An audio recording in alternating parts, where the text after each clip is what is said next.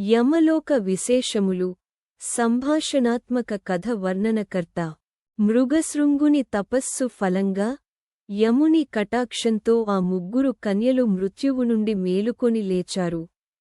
వర్ణనకర్త బ్రతికిన తరువాత వారు యమలోకంలో చూసిన వింతల్ని తమ తల్లిదండ్రులకు వివరించసాగారు. తల్లి ఆశ్చర్యంతో, బిడ్డలారా, మీరు నిజంగానే యమలోకం చూశారా? అక్కడ ఎలా ఉంది? కన్య 1 అమ్మ, యమలోకంలో జీవులు తమ తమ పాప పుణ్యాల ప్రకారమే శిక్షలు అనుభవిస్తున్నారు. కన్య 2 కొంతమందిని ఎర్రగా కాలిన ఇనుప స్తంభాలకు బిగించి కౌగిలించేస్తున్నారు. కన్య 3 కొంతమందిని సలసల కాగిన నూనెలో వేస్తున్నారు. మరికొందరిని విషకీటకాలు ఉన్న బావిలో పడేస్తున్నారు. తండ్రి బాధ వేస్తోంది భయంతో, అయ్యో దేవుడా, అంత భయంకరమా నరక శిక్షలు? కన్య 3 బాధ వేస్తోంది ఆదరిస్తూ, లేదు అమ్మా, భయపడకండి.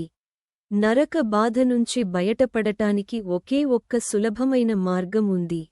తండ్రి, ఏమిటది బిడ్డా, చెప్పు.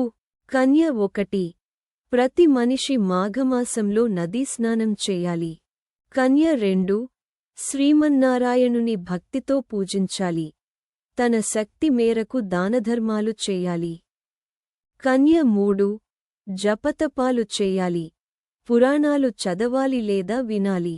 అలా చేస్తే ముందుగా చేసిన పాపాలన్నీ నశిస్తాయి.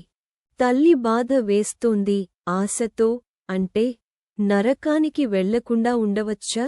కన్య 1 అవును అమ్మా, మాఘమాస స్నానం చేసినవారికి 1,000,000 యజ్ఞాలు చేసినంత ఫలితం. కన్య 2 మాఘమాసంలో పురాణ పఠనం చేసినా లేదా విన్నా శ్రీహరి దయ తప్పక లభిస్తుంది.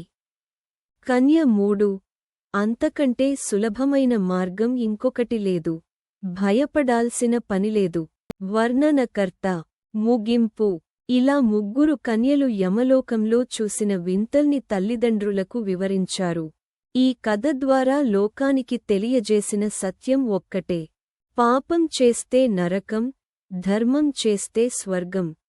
మాఘమాస స్నానం మానవుడికి మహారక్షణ.